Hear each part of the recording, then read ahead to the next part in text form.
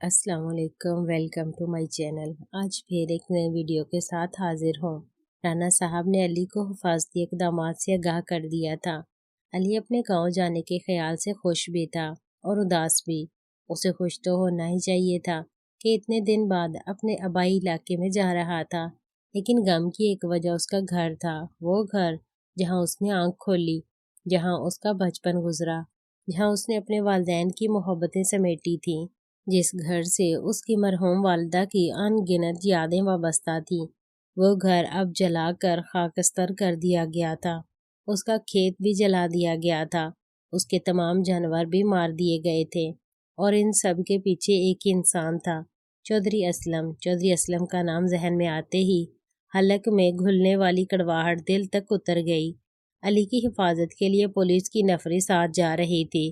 اس کے علاوہ ہمارے ضلع کا ایک انتہائی اہم افسر ان کا انتظار کر رہا تھا، جسے ضلع کی حدود سے علی کے گاؤں تک اس کے ساتھ جانا تھا، لیکن ابھی تک اسے علی کے نام وغیرہ کے حوالے سے کوئی خبر نہیں دی گئی تھی۔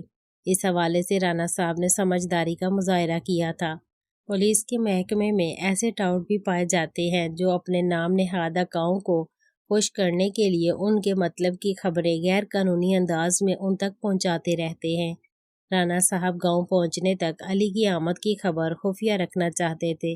جب گاؤں جانے کا وقت آیا تو علی کے باپ نے رانا صاحب کے بغیر گاؤں جانے سے انکار کر دیا۔ رانا صاحب نے وجہ پوچھی تو اس نے کہا کہ وہ رانا صاحب کے بغیر کبھی بھی گاؤں نہیں جائے گا۔ رانا صاحب ایک مصروف آدمی تھے، ان کے پاس اتنا وقت نہیں تھا۔ انہوں نے اسے قائل کرنے کی بے حد کوشش کی، لیکن وہ تھا کہ کسی صورت بھی مان کر ہی نہیں دے رہا تھا۔ آخر رانا صاحب کو ہی ہتھیار ڈالنا پڑے۔ اب وہ بھی ساتھ چل رہے تھے۔ حیا کو بھی گاؤں جانے کا پتہ چل چکا تھا۔ اتنا تو وہ جانتی ہی تھی کہ وہ لوگ مکمل انتظامات کے ساتھ جا رہے تھے۔ ایک طرف وہ اپنے شوہر کی زندگی کے لیے پریشان ہو رہی تھی، تو دوسری طرف اسے اپنے والد کی پریشانی بھی لاحق ہو رہی تھی۔ چودھری اسلم جیسا بھی تھا، لیکن اس کا سگا باپ تھا۔ علی کو پا لینے کے بعد اس نے اپنے باپ کے تمام سخت رویے اور مار پیٹ بھلا دی تھی۔ اس کے دل سے اب بھی اپنے جابر باپ کے لیے صرف دعا ہی نکل رہی تھی۔ ہاں، بیٹیاں ایسی ہی ہوا کرتی ہیں، اپنے والدین کے لیے ریشم سے زیادہ نرم دل۔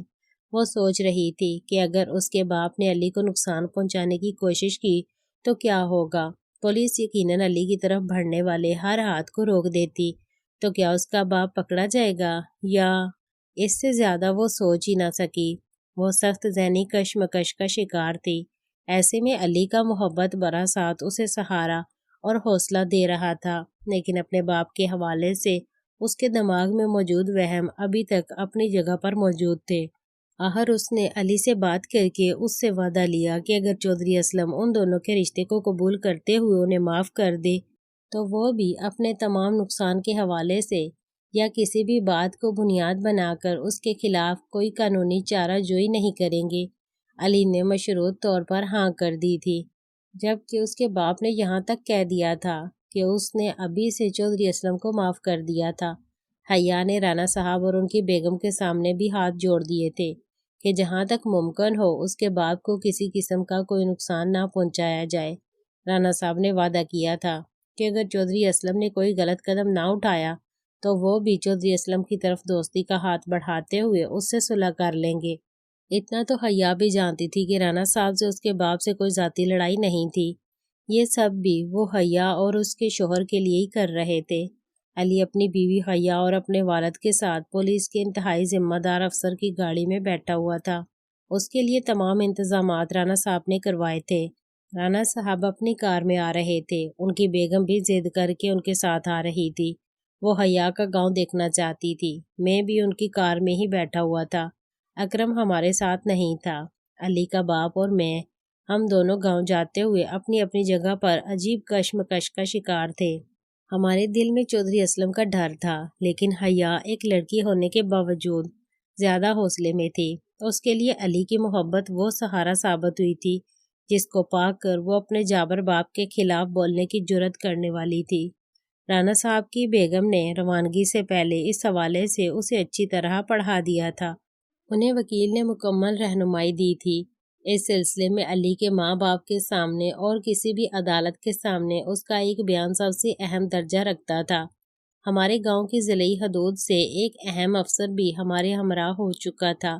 اب علی، اس کا باپ اور حیا اس کی گاڑی میں بیٹھ چکے تھے۔ حیا اپنے ارد گرد دیکھ کر حیران تھی۔ نانا صاحب کیا بلا تھے اور ان کے تعلقات کتنے وسیع تھے، اس بات کا صحیح اندازہ اسے اب ہو رہا تھا۔ اپنے ارد گرد اتنی زیادہ سیکیورٹی دیکھ کر اسے اپنے باپ کی سلامتی خطرے میں نظر آنے لگی تھی۔ کبھی وہ اپنے باپ کی زندگی کی دعائیں کرتی تو کبھی اپنے محبوب کی سلامتی کے لیے فریاد کناں ہو جاتی۔ اسے تو عام حالات میں بھی اپنے محبوب کی زندگی کی فکر مسلسل دامن گیر رہتی تھی، اور اب تو وہ دونوں ایک ساتھ گاؤں جا رہے تھے۔ نہ جانے آگے کیا ہونے والا تھا۔ گاؤں کی حدود جیسے جیسے قریب آ رہی تھی ویسے ویسے میری گھبراہٹ بڑھ رہی تھی۔ یہ حقیقت تھی کہ اس سے پہلے میں نے چودھری اسلم کا اتنا خوف کبھی محسوس نہیں کیا تھا۔ آخر 4 گھنٹے کے سفر کے بعد دوپہر کے وقت ہم اپنے گاؤں پہنچ گئے۔ حیا اپنے باپ کے غصے سے واقف تھی، اگرچہ وہ لوگ بہترین حفاظتی حصار میں گاؤں آئے تھے۔ اس کے باوجود نسوانی فطرت کی وجہ سے اسے علی کی زندگی کے حوالے سے شدید پریشانی لاحق ہو رہی تھی۔ دوسری طرف اسے اپنے باپ کی پریشانی بھی ستائے جا رہی تھی۔ وہ جانتی تھی کہ پولیس والے اس کی اور علی کی حفاظت پر مامور کیے گئے ہیں۔ اگر علی کی طرف اس کا باپ یا اس کا کوئی بھی کرندہ بڑھا تو پولیس والے اسے گرفتار بھی کر سکتے تھے، اور اگر بات اسلحے کے استعمال پر آ گئی تو کسی کی جان بھی جا سکتی تھی۔ اف، یہ خیال ہی کتنا روح فرسا تھا۔ حیا کانپ کر رہ گئی۔ اس نے دل ہی دل میں علی اور اپنے والد کی لمبی زندگی کی دعائیں کرنا شروع کر دیں۔ پولیس کی گاڑیاں دیکھ کر گاؤں والے پہلے ہی حیرانی سے وہاں جمع ہونا شروع ہو گئے تھے۔ علی اور حیا جب چوک میں گاڑی سے اکٹھے اترے تو گاؤں کے لوگوں کی انگلیاں دانتوں کے نیچے دب کر رہ گئیں۔ جس نے بھی علی اور حیا کو ایک ساتھ دیکھا اس کی سیٹی گم ہو گئی۔ اگرچہ گاؤں کے کئی افراد نے علی اور حیا کو ملاقاتیں کرتے دیکھا تھا، لیکن کسی کے وہم و گمان میں بھی نہیں رہا ہوگا کہ حیا اور علی محبت میں اس حد تک بھی جا سکتے تھے۔ خاص طور پر علی اور اس کے باپ کے بارے میں سب کو یقین ہو چلا تھا کہ اب وہ کبھی گاؤں لوٹ کر نہیں آئیں گے۔ گاؤں میں علی اور حیا کی ایک ساتھ آمد کی خبر گویا جنگل کی آگ تھی جو آنن فانن پورے گاؤں میں پھیل گئی۔ ہم لوگ اس وقت علی کے گھر کے باہر کھڑے اس کے مکان کے ملبے کا جائزہ لے رہے تھے۔ رانا صاحب پولیس افسر کو چودھری کے مظالم کے حوالے سے بتا رہے تھے۔ ناول کا اگلا پارٹ بہت جلد اپلوڈ کر دیا جائے گا۔ چینل کو سبسکرائب کر لیں۔ شکریہ۔ اللہ حافظ۔